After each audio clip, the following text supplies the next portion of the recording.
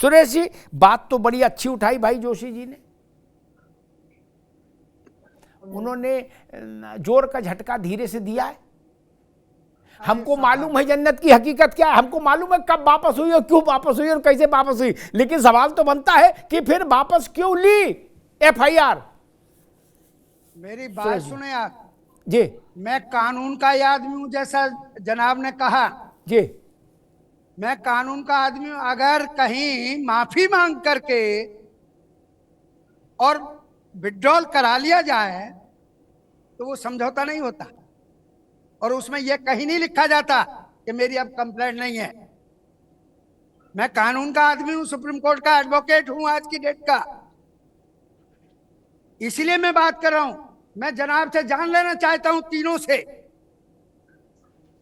कि किसी पुरोहित ने अपनी पत्रा देख करके टाइम निकाला था क्या 6 दिसंबर 1992 का? भाई देखिएगा, आप हैं। नहीं सुरेश जी, एक मिनट पहले इसको फरियालो, एक मिनट सुरेश भाई, एक मिनट पहले इसको फरियालो। किसने माफी मांगी थी, क्या मसला था, पहले उस पर डिटेल दो, फिर 6 दिसंबर में जाएंगे। पहले इसका बताओ कि मुकदमा वापस क्यों हुआ, और अगर माफी मांगी तो माफीनामा पेश करो। सुनिएगा, उसके बाद तो आपके ही चैनल पे बैठ करके मैंने बात की है, और मेरे से यह भी पूछा गया कि भाई उससे अखिलेश जी से क्या अब वो समझौता हो गया है। तो हमने एक ही बात कही कि यदि बाप ने कोई वो किया है, दंगा पंगा किया है, तो बच्चों से ये बात नहीं होती, और आदमी के हालात और ख्यालात बदलते रहते हैं। तो मतलब आपके ख्यालात बदल गए, आपने छोड़ दिया? ना ना ना ना, ख्यालात इनके बदले। हाँ। अगर इन्होंने वो झगड़ा किया था जून 95 में, तो फिर माफी इन्होंने मांगी होगी इनके मुताबिक, जोशी जी कहने के मुताबिक। माफी मांगी, कब मांगी और क्या मांगी? प्रकाश नहीं, इनसे पूछ ले, माफी मांगी तो क्या मांगी और किसने मांगी, और सार्वजनिक करो फिर माफीनामा। जोशी जी देखिए अमिताभ जी, मैं उससे भी बड़ी बात कर देता हूँ और ऑन चैनल कह देता हूँ।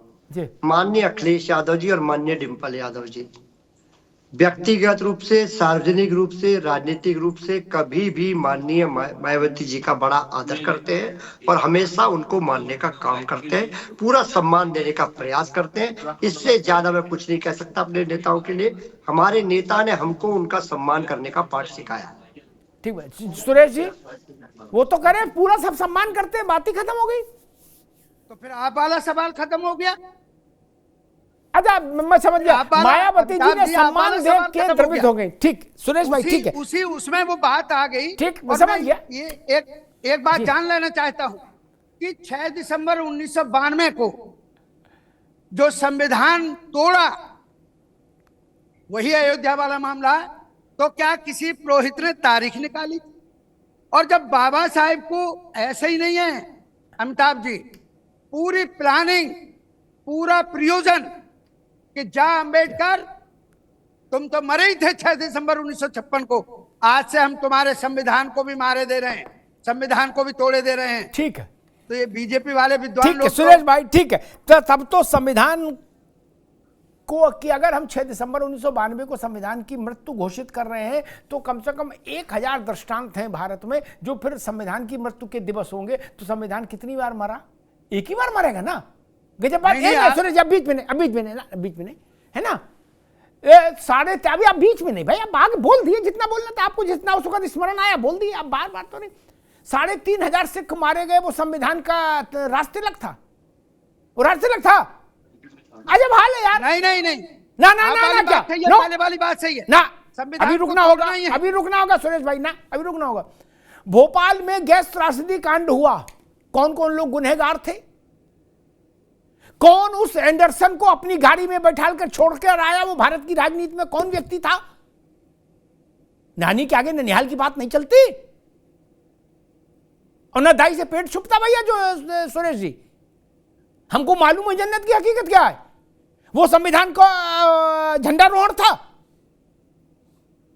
ना, वो भी संविधान का खंडन था। 1000 उदाहरण मैं बता दूं, इसलिए मैं बार बार कहूंगा, अतीक के लड़के को एनकाउंटर में मारा गया, पुलिस पे गोली चलाई, पुलिस ने गोली चलाई, अतीक का लड़का मारा गया। बड़े नेताओं ने मालूम क्या कहा? सुरेश जी सुन लो, हमेशा के लिए सनद रखना। बोले लोकतंत्र की हत्या हो गई, संविधान की हत्या हो गई, और एक आध कानून की हत्या हो गई। हमने अपने ऑफिस के लड़कों से कहा बाहर देख के आओ, कोई क्या, वो बोले भाई साहब कहीं हत्या नहीं हुई, कानून भी है, लोकतंत्र भी है, संविधान भी है। आप लोगों ने तमाशा बना दिया संविधान का। बोले आज मेरे पांव मोच आ गई, बोले संविधान की हत्या हो गई, बोले गुड्डू के दांत में दर्द है, बोले लोकतंत्र की हत्या हो गई। ये तमाशा बनाए हो क्या? आपको पता भी है लोकतंत्र संविधान क्या चीज है? गजब बात, बोले कान में दर्द हो रहा, बोले संविधान की हत्या हो गई। अरे नहीं महाराज, संविधान बड़ी चीज है, उसी से देश चल रहा। खैर सुरेश जी, आगे के लिए मैंने कहा निवेदन किया, बाकी तो आपकी बात पूरी सुनी ली थी। ये आगे के लिए मैंने निवेदन किया कि संविधान को आप लोग इतना नीचे ले आए कि अपराधियों के एनकाउंटर में भी संविधान घुसा दिया। अमिताभ जी, नहीं ऐसा नहीं करो महाराज। 5 सेकंड दे दो बस। बोलिए।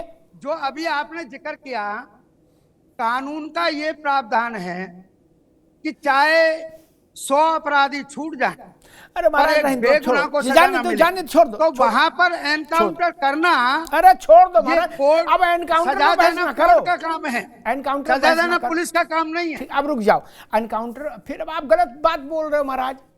कोर्ट एनकाउंटर करेगी?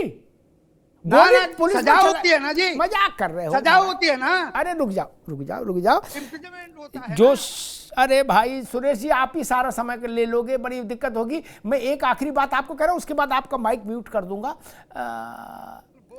हाँ, कि पुलिस पर अपराधी गोली चलाए और पुलिस वाला उसको चॉकलेट खिलाए, गजब बात करते हो, गजब बात कर रहे हो। बोले कानून है, अरे कानून है हमको भी पता है, लेकिन पुलिस पर फायर झोंक रहा है अपराधी, तो क्या किया जाए, उसमें फायर ना किया जाए? इसलिए ये नासमझी की बातें हैं, इनमें मत पड़िए, छोड़िए, बड़ी बात करिए। आज अम्बेडकर का मुद्दा तक कहाँ नीचे बहस को लिया है। राज शर्मा जी, मायावती, अखिलेश यादव, कांग्रेस और बाकी सारे दल कह रहे कि जी अम्बेडकर का अपमान नहीं सहेगा हिंदुस्तान, और सब अपनी अपनी रोटी सेकने के उसमें भैया किसी तरीके से दलित वोट में ये मैसेज जाए कि हमसे ज्यादा बाबा साहब का समर्पित सिपाही कोई नहीं।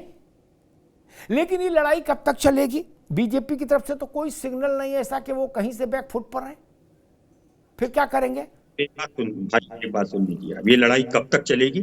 चैनल पे डिस्क्लोज करने का कोई उचित समय नहीं है, लेकिन मैं एक बात आप ही के द्वारा पूछना चाहता हूँ। मुझे ये बताइए, मैं 1 घंटे से कह रहा हूँ, रत्नेश भाई भी सुन रहे हैं, आप भी सुन रहे हैं, कि कल बरेली शहर में, जिले में केशव प्रसाद मौर्य आए और वो भी कहें कि अम्बेडकर साहब दलित। आपने क्यों नहीं बोला कि रत्नाकर जी जवाब देंगे?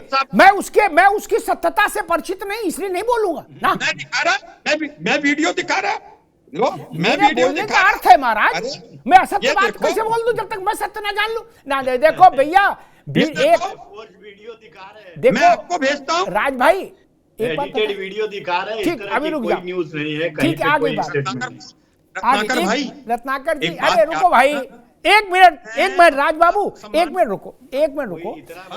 ये वीडियो, रुको भाई रत्नाकर, ये वीडियो का खेल में मैं नहीं पढ़ता ना, मैं इतना जानकार हूं। मैंने तो एक वीडियो देखा जिसमें बाबा साहब अम्बेडकर केजरीवाल के सिर पे हाथ रख रहे हैं, करे जा बच्चा मौज कर,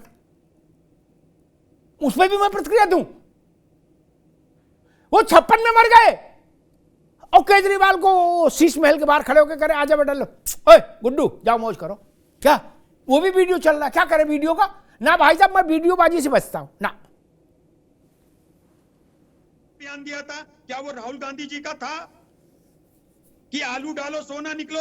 आप बताइए। अरे मैंने कहा क्या राहुल ने ऐसा बोला? मैंने तो ऐसा कहा ही नहीं कभी कि राहुल गांधी ने बोला सोना निकलेगा। वो बोले तो उनसे पूछो। आपको क्या हो गया आज? आपको क्या हो गया अमिताभ भैया? नहीं, उसका कारण है, ठीक है राज भाई, आगे बात रत्नाकर उसका जवाब देंगे। मैं जोशी जी के पास चलूंगा। मैं एक बात कह दूं, इस टेक्नोलॉजी के चरम काल में वीडियो पर प्रतिक्रियाएं नहीं देनी चाहिए जब तक आप खुद उस वीडियो को की सत्यता स्थापित ना कर लें। कानून भी यही कहता है, समझ भी यही कहती है, विवेक भी यही कहता है। जोशी जी गलत तो नहीं कह रहा, वीडियो तो किसी का भी कुछ भी बन जाएगा, किसी का चेहरा, किसी का धड़ और किसी की आवाज। ये डिजिटल अरेस्ट क्या हो रहा है? वीडियो का खेल है ना। बाप को लड़के की आवाज सुनाई देती है टेलीफोन में और लड़का सो रहा है। खैर जोशी जी, वही प्रश्न आपसे, ये युद्ध कब तक चलेगा, ये लड़ाई कब तक चलेगी बाबा साहब पर दावेदारी की? अमिताभ जी, मुझे ऐसा लगता है जो ये विषय है जी, ये विषय आज देश को आजाद हुए इतने वर्षों के बाद भी अगर हम डॉक्टर भीमराव अंबेडकर साहब के अपमान कर रहे हैं, तो मुझे ऐसा लग रहा है कि कहीं ना कहीं हमारा जो बेसिक है उसमें ही कहीं ना कहीं कमी है। और लोकतंत्र के मंदिर के अंदर मुझे लगता नहीं है कि ये मामला देश पूरा आंदोलित है। बाबा साहब को मानने वाले देश में और विश्व में जो उनके अनुयायी है, उनमें भारतीय जनता पार्टी के प्रति बहुत रोष है। इसको डाइवर्ट करना चाहें आप कांग्रेस की गलतियों से, पिछली सरकारों की गलतियों से, ये डाइवर्ट नहीं हो पाएगा। कितना प्रयास कर लीजिए, ये डाइवर्ट नहीं हो सकता। वो शब्द पूरे देश और विश्व ने सुन लिया है।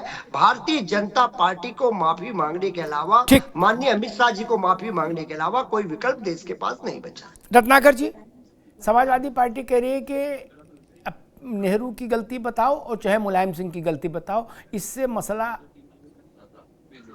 डाइवर्ट नहीं होगा, माफी मांगनी होगी। माफी के बिना, माफी से कम कुछ भी स्वीकार्य नहीं। रत्नाकर जी, देखिए अमिताभ जी, अगर कृत माफी वाला रहेगा तो निश्चित रूप से भारतीय जनता पार्टी कभी भी किसी भी मुद्दे पे माफी मांगेगी। किसानों के मैटर में देखा कि प्रधानमंत्री मोदी जी ने स्वयं आकर के और खेद व्यक्त किया।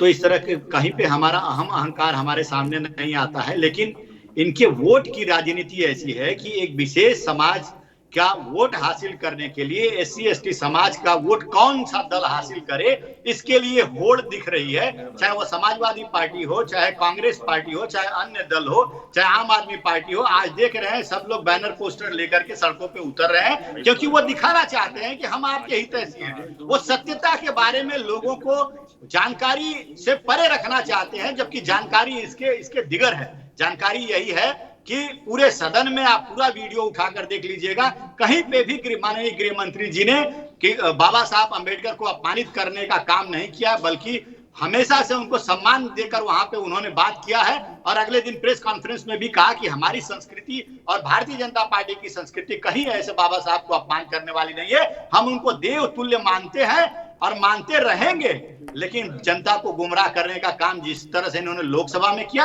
अभी भी कोशिश कर रहे हैं। लेकिन परिणाम विधानसभा के चुनाव में दिखा दिया कि किस तरह से एससी एसटी समाज भी भारतीय जनता पार्टी के साथ जुड़ा हुआ है। चाहे वो हरियाणा का चुनाव हो, चाहे महाराष्ट्र का चुनाव हो, चाहे उत्तर प्रदेश का उपचुनाव हो। ठीक है, सबने दिखा दिया कि कौन सी पार्टी उनके हित के लिए काम करी और किसके साथ खड़े। आगे बात, मुझे लगता है कि बड़े राजनेताओं के और खासतौर पर स्वतंत्रता के युद्ध के समय के जो नक्षत्र मंडल है भारत का, उसके मान और अपमान का विषय वोट से तय नहीं हो सकता। कौन जीता कौन हारा इससे तय नहीं हो सकता। कुछ चीजें वोट से परे मन की होती हैं। और उस समय के जो नक्षत्र मंडल के लोग हैं वो सूरज थे। हम लोग जुगनू हैं, बहुत मानो अपने को बड़ा तो जुगनू, जुगनू से आगे कोई जा ही नहीं सकता। वो नक्षत्र मंडल था। उनकी शान सलामत रहे, उनके प्रति हमारा भाव कृतज्ञता का रहे, इस पर तो कोई बहस ही नहीं होनी चाहिए। और जो समाज अपने पुरखों को सम्मान नहीं दे सकता, कृतज्ञता नहीं दे सकता, वो समाज बहुत समय तक सुरक्षित नहीं रह सकता। ये जान लीजिए। मैं बाबा साहब के मसले पर यही कहूंगा, अतीत में जो भी गलतियां हुई वो दोहराई नहीं जानी चाहिए कभी।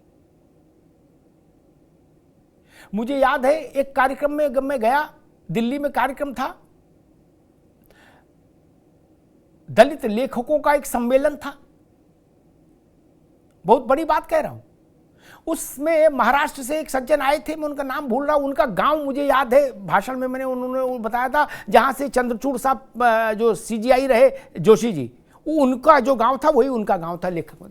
तो उन्होंने अपने भाषण में कहा कि मैंने बाबा साहब को नहीं देखा, लेकिन अगर मेरे समय उस वक्त होता तो मैं बाबा साहब के अपने शरीर की खाल उतरवा के उसकी जूती बनवा के बाबा साहब के पांव में पहना देता। मैंने सुना तो मेरे रोंगटे खड़े हो गए। ये भाव,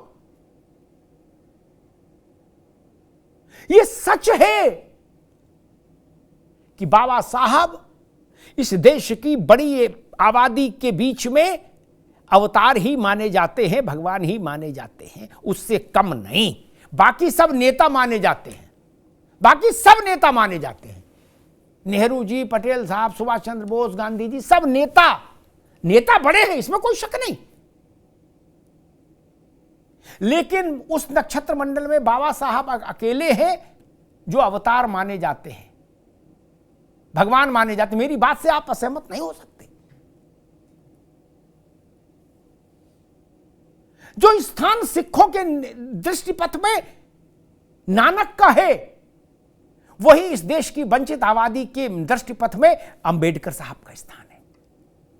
उससे कम नहीं है 1 इंच। उनके जन्म के अवसर पर आप इनके बीच में जाइए तो आपको पता लगेगा कि इनके हृदय में बाबा साहब कहां विराजित हैं। ये भारत के प्राण तत्व है। इस पर सस्ती राजनीति नहीं होनी चाहिए। अद्भुत मेधा का व्यक्ति, अद्भुत मेधा, ऐसा जाज्वल्यमान नक्षत्र जिसकी आभा हजारों साल तक भारत को आलोकित करेगी, जिसको दुनिया ने माना कि इससे बड़ा मानवता का मुक्तिदाता कोई दूसरा नहीं हुआ। दुनिया ने माना, जिसने इतनी बड़ी आबादी को जीवन पलट दिया हो। कोई नहीं कर पाया दुनिया में, कोई भी नहीं कर पाया। दुनिया का इतिहास उठा के देख लीजिए जो अंबेडकर ने किया। इसलिए बाबा साहब है। एक बात जोशी जी ने कही, उस पर मैं टिप्पणी करूंगा। अभी संयोगवश 2 दिन पहले भी मैंने उसी पर टिप्पणी की थी, लेकिन वो विषय उन्होंने कहा कि हजारों साल से पीडीए के साथ अत्याचार हुआ। मैं एक बात बता दूं, बिन कासिम 711-12 में आया था हमला करने। उससे पहले तक भारत के सामाजिक जीवन में कहीं कोई विकृति नहीं थी। राज भाई आप भी समझिएगा, कहीं कोई विकृति नहीं थी।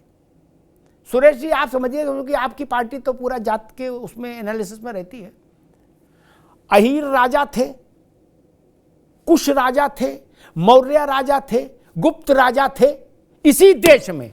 ये तो डबल पीडीए मैंने खोल बता दिया। राजा थे, राजवंश, क्या इसी देश में, इसी भारत में। ये गड़बड़ कब से हुआ मुझे कहने में संकोच नहीं, क्योंकि मुझे तो चुनाव लड़ना नहीं जो मैं दाएं बाएं बच के चलूं। गड़बड़ तब हुआ जब बिन कासिम आए, खिलजी आए, मिलजी आए, एवक आए, टेवक आए, बाबर आए, सावर आए, तब से ये गड़बड़ होना शुरू हुआ। राज जी और जोशी जी, मुझे लगता है हमेशा के लिए हम लोग इस बात को स्वीकार कर लेंगे। भारत को अपमानित करने का लक्ष्य मत रखिए। ये मां है हमारी, इस सच्चाई को क्यों नहीं हम बोलते? मौर्य, इसी में देश में मौर्य डायनेस्टी हुई कि नहीं हुई? गुप्त डायनेस्टी हुई कि नहीं हुई?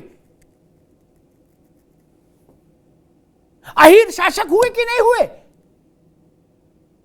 ये राजपूत थे? नहीं। ये ब्राह्मण थे? नहीं।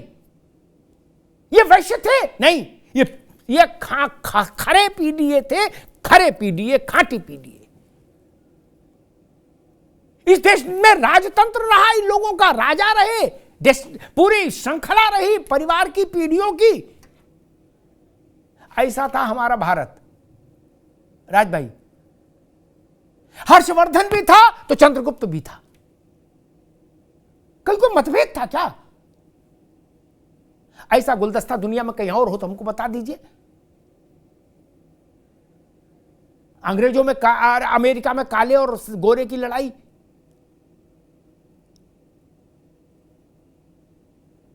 मार्टिन लूथर किंग किसके लिए लड़े? लेकिन इस भारत में ये सा रहा। नाश तो तब हुआ जब आक्रांता आए, और डबल नाश तब हो गया जब नेताओं ने समाज में राजनीति का विष घोलना शुरू कर दिया।